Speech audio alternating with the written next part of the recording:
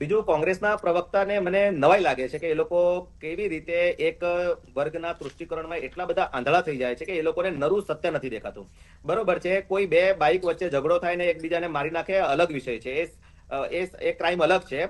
પરંતુ ધર્મના બેઝ પર બરોબર છે, ઈર્ષ નિંદાની અફવા ફેલાવીને કોઈને મારી નાખવામાં આવે ત્યારે આ લોકોની અંદર એટલી હિંમત પણ નથી કે સોય ઝાટકીને એમ કહે કે ભાઈ આ એક પ્રકારની જેહાદી માનસિકતાના લોકો દ્વારા કરેલું કૃત્ય છે. આટલું કહેવાની હિંમત ન હોવાના કારણે એ લોકો હંમેશા જસ્ટિફિકેશન આપી દેશે. બરોબર છે, કોઈ ત્યાંની ઘટનાને જસ્ટિફાઈ કરવા માટે અહીંયાની ઘટના કહેશે, જે રીતે દિગ્વિજયસિંહ આજે નિવેદન આપ્યું. બરોબર છે, તો કોંગ્રેસે એક તૃષ્ટિકરણમાં એટલી આંધળી થઈ ગઈ હતી. પ્રિયંકા ગાંધીને એમને ઉદાહરણ આપ્યું. પ્રિયંકા ગાંધીએ 500 ટ્વીટ કરી છે ગાઝા અને પેલેસ્ટાઇનમાં. એનું કવર કરવા માટે ખાલી એક ટ્વીટ કરીને એક બેગ પકડી છે. એના પહેલા એને 500 ટ્વીટ કરી છે. બરોબર છે, તો એ ખાલી એમનું જસ્ટિફિકેશન અને બેલેન્સવાદી છે. હું તમને એમ કહું છું કે જ્યારે તમારે કોઈ આતંકવાદી વિરુદ્ધ બોલવાનું હોય ત્યારે તમે કાઉન્ટર એટેક અને કાઉન્ટર વસ્તુ સાથે કેમ જોડી દો છો? તમે સ્પષ્ટ શબ્દમાં કેમ નથી કહેતા કે ભાઈ આ એક પ્રકારનું જેહાદી માનસિકતાનું કૃત્ય છે, એવું તમારામાં કહેવાની હિંમત કેમ નથી? બરોબર છે, જે બાંગ્લાદેશની અંદર પહેલા 1971 ની અંદર 15% હિન્દુ હતા, જે આજે ફક્ત 8% રહી ગયા છે. આ ડિક્રીઝન ક્યાંથી આવે? કે તો એ લોકોને મૃત્યુ કરી દીધું, કે તો એ લોકો બીજી જગ્યાએ ટ્રાન્સફર થઈ ગયા, અથવા તો એ લોકો કન્વર્ટ થઈ ગયા. આ ત્રણ વિષયથી કોઈ પણ ધર્મના લોકોનું ડિક્રીઝન આવે. બરોબર છે, એનાથી વિપરીત ભારતની અંદર એ લોકોની વસ્તી દિન પ્રતિદિન વધી છે.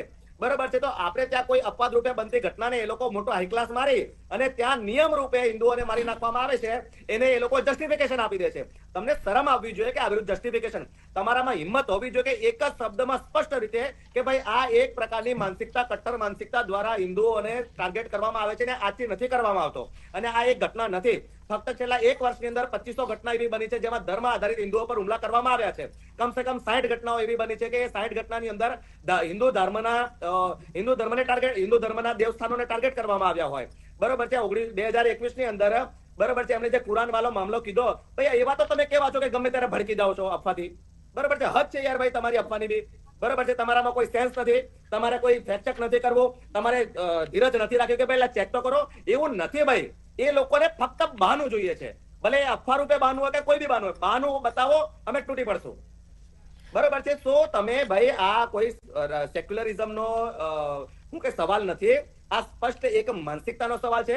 જ્યાં સુધી બધા એકજૂટ થઈને આ ટાઈપની માનસિકતાને આપણે વિરોધ નહીં કરશું ત્યાં સુધી એ લોકોને પ્રોત્સાહન મળતો રહેશે. અને હું તો એમ કહું છું કે આ જેહાદી કરતા પણ સૌથી ખતરનાક લોકો આ લીલા હિન્દુઓ છે, જે ગમે ત્યારે જસ્ટિફિકેશન આપી દે છે.